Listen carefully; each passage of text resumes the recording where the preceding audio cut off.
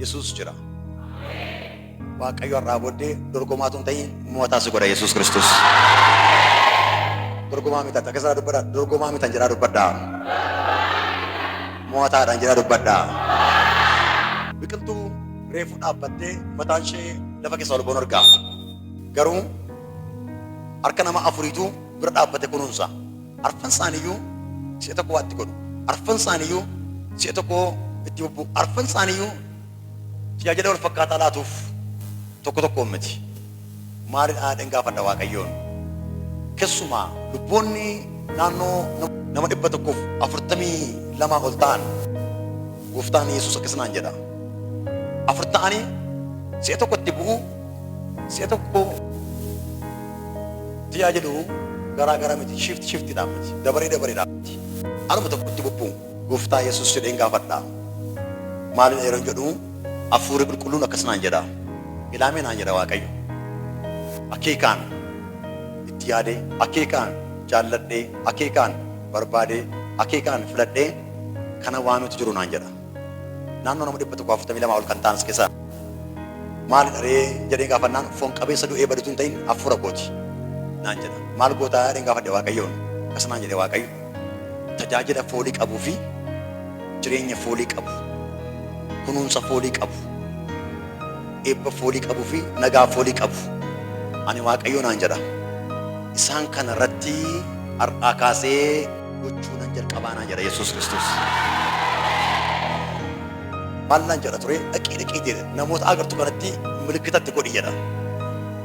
Waan tokko dubbadha ture Waaqayyoon bishaan dibataa isin akka jiru abbaan isaa akkuma godhatu ittiin dubbadhaa ittiin jedha ture. Dhiisii ofii kee bira ga'ii naan jedha. Maaliif jedheen gaafadha ture Waaqayyo milikkitumatti naa godheedha Waaqayyo. Maayinaan jireenya foolii qabu, gochi foolii qabu. Waaqayyo akkas jedheera. Eebba foolii qabu, kunuunsa foolii qabu. Waaqayyo isaan gubbaatti gochuu nan jalqaba naan jedha. Gargaarsa Waaqayyootiin gidduu deemee bishaan dibataan allaadha. Nama sammuu dhukkubutu jira as keessaa. Achumatti deebi'ee nan dhufa. Barreeffama barreessitee qabattee kan jirtu. Itti dabaltee immoo nam tokko muuxanna gidduu jirta. Atis dhiphina guddaatu jireenya kee jira. Balleessuu fi baay'ee addofta. Waan si yaaddessutu jira mana keessa. Namoota baay'ee biraan dhufa.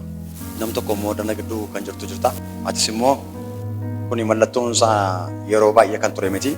Mallattoon kuni waggaan fitne waggaa as dhanna keetu si ooksaa. Dhaqni kee yeroo ati ooktee dabartu garuu inni mimmaa. Ashi. Nan dhufa. Waaqayyo si argeera. Nam tokko immoo hin deemta kunis waggaan goonee baay'ee tuma deemtu al tokko miilli kee si kufsu barbaada. Si butaa miilli kee. Kana dubaatu dugdi keessa si dhukkuba. Eessartaa? Ashi. Kottaas nuti keessa warra ammaa kana kanattis ba'a. Nam tokko immoo masa tanittaa.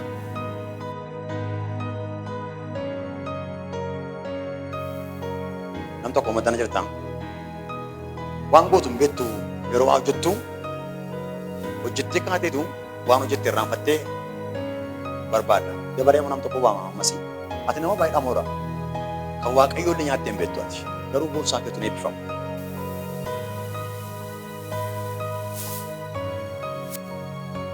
Nam tokko waama ammas dabaleedhaan. Sanaa booddee carraan kenna. Isaaniin dabalatee namoota baay'eedha. Kalee keessa dhukkuba.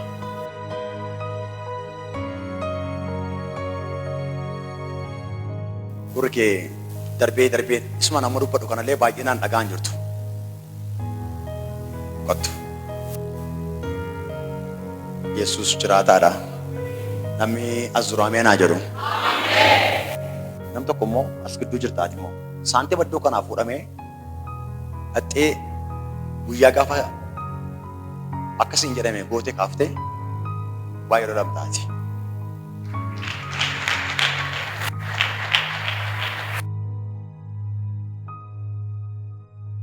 Yesuus jabaadha. Waaqayyo kan isaaf haala irratti mijeessuu hin ta'in Waaqayyo kan isaaf haala mijeessa. Waaqayyo kan isaa diina afaan hin kaa'u. Waaqayyo kan isaa diina afaan hin fuudha. Waaqayyo kan isaa du'a diinaatti hin laatu. Waaqayyo kan isaa du'a diina harkaa baasa. Maal akkasitti barbaadde? naatu tan hin barbaada. Na koon hoosisaa ni mimmaa yerootti na hoosisee jira. Gorora kun waa barbaada. Andi keessa yoossa. Na hoosisee. Ammamtaa yeroonsa. Waggaan guunne ji'a ja'a caalaan ta'u. Waggaan guunne. Ashi kottu gara koona. Bishaan dabataa keetti qorattee tu galtee dhiqattatte. Fedhi bukkisirraa.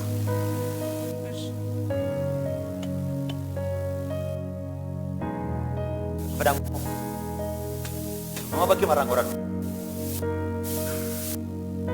Kana garuu galiiti bishaanumsa baay'eetti naqadhuuti kan nakee dhiqadhu. Garuma dhaama Waaqayyo surraa kaaseera. Ameen. Kana barbaadda. Fidas.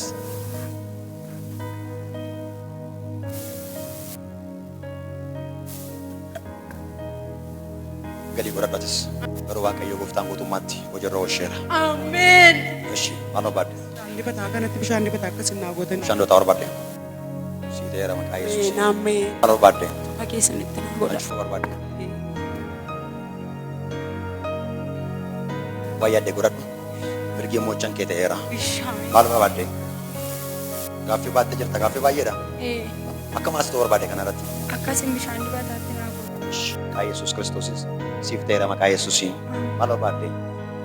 Bishaan dibataatti na godhaati. Dhiiga Yesuusiin siif ta'eera. Ameen. Galii godhadhu waan godhattu. Maal fedhi? Gorora keessa itti haatoo mataa koo yeroo hundaa. Mataa keedha. Dhaqee godha. Maal barbaadde ati? Gorora keessa akkatti naa turtan. Guutummaan dhakeetti ni qadhu. Fidii. Maal barbaadde? Eebban barbaada. Eebba barbaadda. Boorsaa keedha. Boorsaan kee eebban qabu. Haruma dhuftee? Isaa dhuftee? Asuma kee jiraadha. Biyyi mana keessa jiraattaa? Yoo dandeesse bishaan dibataa fudhadhu. Maal qabdaa boorsaa keessaa? Fidii isaa gara kootti. Kanaafi waan ta'u jira. Sabni har'a gaafa hin sirge kun boriin waan sirgu qaba. Kana homaa sin godhin gorsaa mana keessa kaadhu deemu. Kun eebba Waaqayyooti. Mallattoo Waaqayyooti. Yoo dandeesse garuu bishaan dibataa fudhadhu. Kun immoo hin bitinis hin fuutee waan biraattis hin baasin calluma boorsaa keessa keedhu. Waaqayyo irraa kaasee isa horee dhangalaasee isa nyaatee sirkaa fite kana Gooftaa Yesuus Kiristoos sirraa kaaseera. Maal barbaadde? Gorora keessa itti na Fidii. Ittiin qadhu. Maal barbaadda ati maal? Gorora keessa ni nan barbaada. Ittiin godhadhu. Maal barbaadde?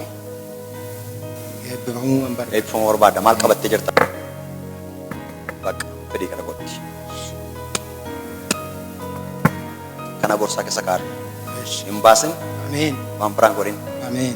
Kuni eebba lakkoofsa hin qabnedha kun. Ameen. Ameen. Har'aa booda waan ta'u jira. Ameen. Kan Waaqayyoo har'a facaa, Ameen. har'a bishaata. Ameen. Kan namaa ji'ootaaf waggoota yeroo lakkaatu kan Waaqayyoo har'a facaa, har'a bishaata, har'a makaramaa, har'a sassaabamaa, har'a nyaatama. Ameen. Kanaaf Waaqayyo akkasiin jedheera. Ameen. Har'aa kaasee Waaqayyoo dhalootaaf eebba si godheera. Ameen. Kana hin baasin yeroo wayyaa geeddarattu sochiin geeddarattu. Ameen. Har'aa kaasee Kiristoos Yesuus aangoo abaarsa cabsirraa kaaseera. Ameen. Nagaadhaan maal akkasitti barbaadde kanaan? Ittiin qadhu. Bishaanitti makee ittiin qadhu. Gurra kee duuchaa. Duuchee. Si nyaatu maqaa Yesuus Kiristoosiin. Lafa saantimichi jiru irratti Saantima kee keessa turte? Yeroo saantimni kee kaa'ame sanaa kaasee rakkoo guddaa jira. Waldinatti wal gegeeddara. Geeddarama. Iddoo lamaan kaa'ee iddoo lamaan isaa keessaati iddoon tokko lafa yeroo tokko waraabessi lama yeroo lama walitti aansee Waraabessa namatu ba'e erga saantimni sun kaa'ame. du'ee no. Nashi. Iddoo tokko immoo haadhuma isaayyuu lafa qabaayyuu lafa awwaale sanaa na dhiibaa jiru laficha fudhachuudha. Niibu. Maal godha humaana malee. Waan tokkoyyuu. Dhiibanii. Ameen. Dhiibanii. Ameen. Gaaf tokko dubbadheera. Waa'ee daandii duwwaaf daandii guutusan dhiibanii. Ankee mijaa'ama deema ankee. Ameen. Yesuus Kiristoos biraan hafu. Ameen. Maal akkasitti barbaadde amma? Ameen. Gorora keessa. Achifuu barbaadde. Ati itti naqxamoo maal goota? Aqeenitti naqa bor. Akka itti naqe. Ish. Daarichuma irraan qasxee itti naqe. Ish. Bishaan kan baratte makeeti. Haa ta'u. Yesuus immoo har'a gaaffii baattee as baate, bor galata baattee as baate. Ameen. Ankee hin cufamu Ish. kan isaanii malee. Ameen. Waaqayyo ulfinaan fuula kee darbeera. Ameen. Maal akkasii ta'uu barbaadde?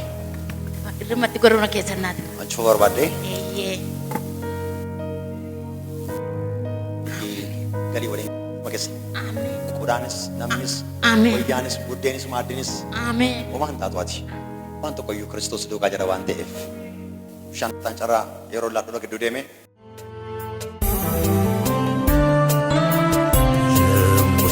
yaadadhu garaa koo na rasa yaa Yesuus hojiin kee na duraan nu kaatu fuuldura koo jira hojiin abbummaa kee bara koo hundumaa na ajaa'ibsifata anu jaalala kee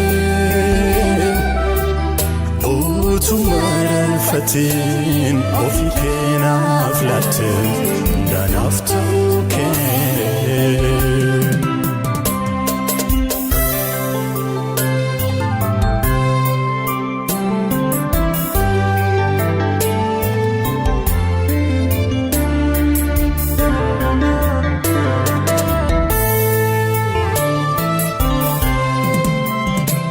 Iddo oli jedharra naftete gadi buuteem ulfina kedifteem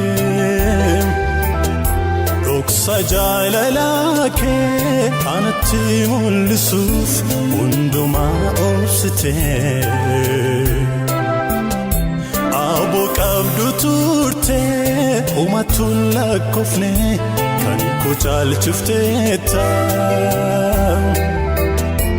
Attamin callisu gaarummaan kee gooftaa irratti baay'ata yemmuutti yaadadhu garaa koo na rasa yaa Yesuus hojiin kee na duraan nu kaatu fuuldura koo jira hojiin abbummaa kee Barko hundumaa na ajaa'ibsifata anu jaalala kee utumaran fatin ofi kenaaf laatte hundaanaaf ta'uu kee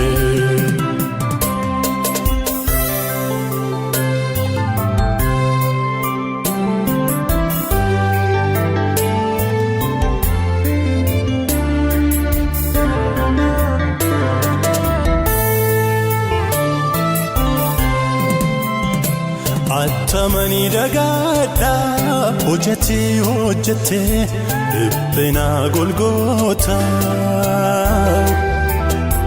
angoduu adigde raawwatte hanbisuuf du'a ilmaan namootaa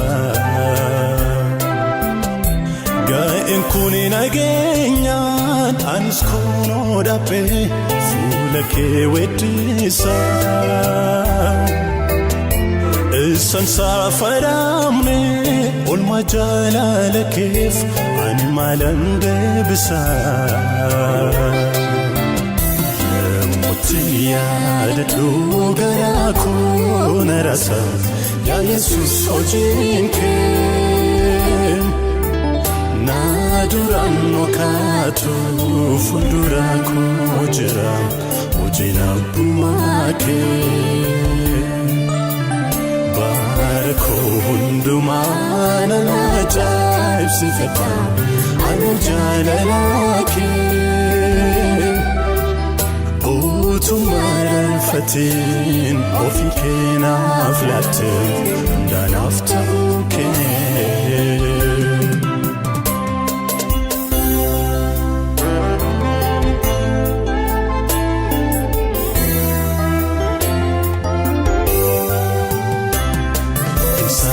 Faramu